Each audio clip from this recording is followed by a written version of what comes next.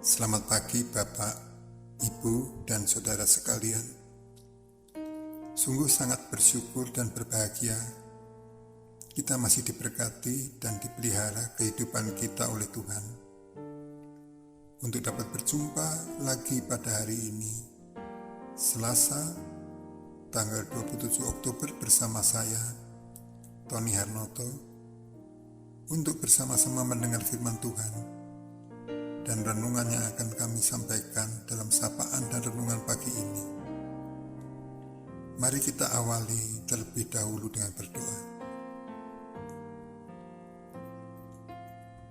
Selamat pagi Bapa, kami datang ke hadirat-Mu untuk memohon pimpinan-Mu dan penyertaan Roh Kudus yang akan menuntun dan membimbing kami untuk memahami firman Tuhan dan renungan yang akan kami sampaikan, agar iman kami dapat terus bertumbuh dan menjadi berkat buat sesama. Amin. Bapak, Ibu, dan saudara sekalian, tema renungan pagi ini adalah kebahagiaan. Dan ayat Alkitab yang mendasari diambil dari kitab Filipi pasal 4 ayat 11-13 yang berbunyi demikian. Kukatakan ini bukanlah karena kekurangan, sebab aku telah belajar mencukupkan diri dalam segala keadaan. Aku tahu apa itu kekurangan, dan aku tahu apa itu kelimpahan. Dalam segala hal dan dalam segala perkara, tidak ada sesuatu yang merupakan rahasia bagiku. Baik dalam hal kenyang, maupun dalam hal kelaparan. Baik dalam hal kelimpahan, maupun dalam hal kekurangan. Segala perkara dapat kutanggung di dalam Dia yang memberi kekuatan padaku.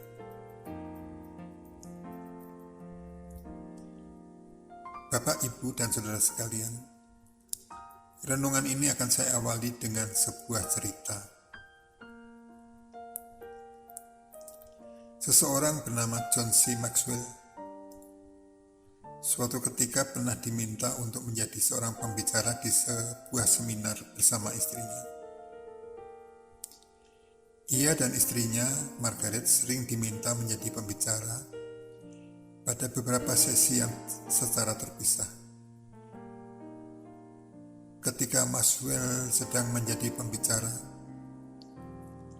istrinya selalu duduk di barisan terdepan dan mendengarkan seminar suaminya. Sebaliknya, ketika Margaret sedang menjadi pembicara di salah satu sesi, suaminya selalu menemaninya dan duduk di bangku paling depan. Ceritanya, suatu ketika sang istri, Margaret, sedang menjadi pembicara di salah satu sesi seminar tentang kebahagiaan.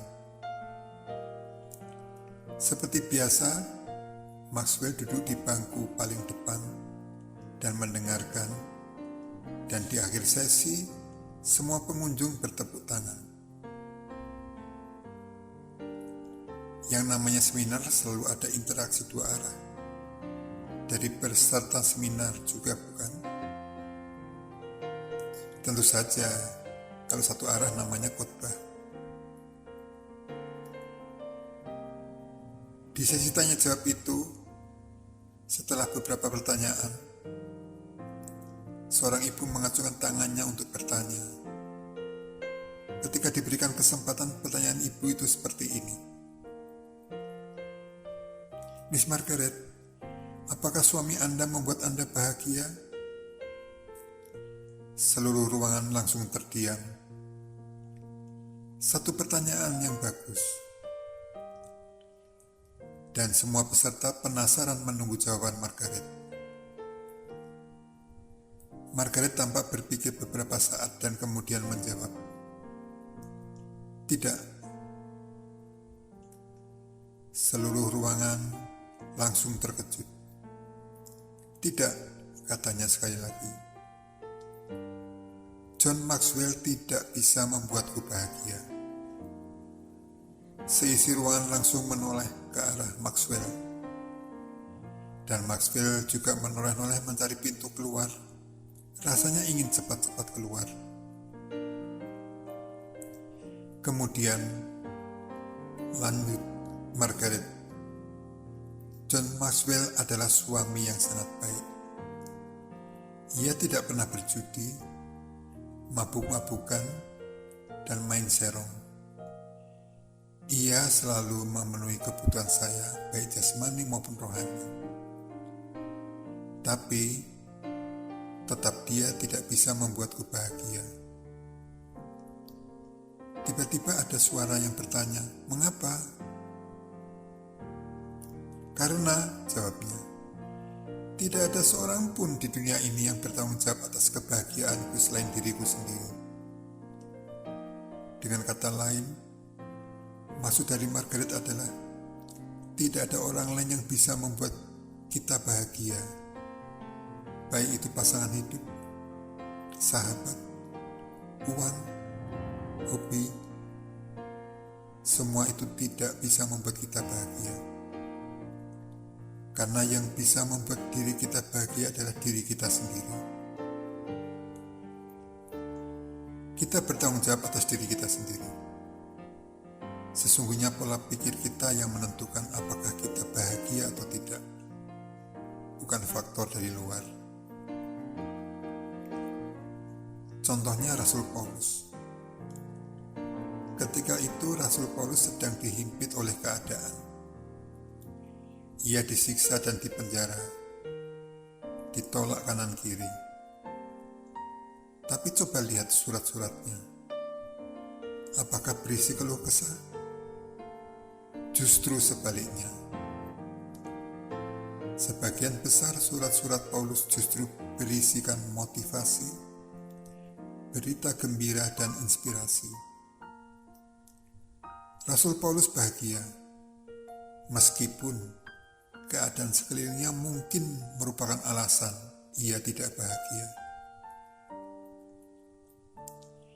Bapak, Ibu, dan saudara sekalian, kebahagiaan bukanlah keadaan, tapi keputusan hati. Kemampuan kita menikmati apa yang ada, itulah yang akan membuat kita ke dalam kebahagiaan. Bahagia atau tidaknya hidup kita bukan ditentukan seberapa kaya diri kita, seberapa cantik istri kita, atau sesukses apa hidup kita. Ini masalah pilihan. Apakah kita memilih untuk bahagia atau tidak? Jadi, kebahagiaan itu akan datang ketika kita merasa cukup dengan apa yang ada, yang kita miliki, dan menikmati apa adanya. Kebahagiaan akan datang ketika kita memahami bagaimana kehidupan itu apa adanya. Amin. Mari kita berdoa. Terima kasih Bapa atas penyertaan-Mu di dalam kami belajar memahami firman-Mu yang telah mengingatkan kami untuk senantiasa bersyukur atas segala berkat dan nikmat yang telah kami terima. Jika sebentar lagi kami akan menjalankan aktivitas sepanjang hari ini, kiranya Bapa berkenan menyertai, mendampingi, membimbing, memberikan petunjuk, dan menjauhkan dari segala pencobaan dan mara bahaya, agar kami boleh menikmati sukacita. Terima kasih Bapa. Dalam nama Tuhan Yesus kami telah berdoa. Amin. Bapak, Ibu, Saudara yang dikasihi Tuhan Yesus, selamat menjalani aktivitas dan menikmati kebahagiaan. Tuhan memberkati.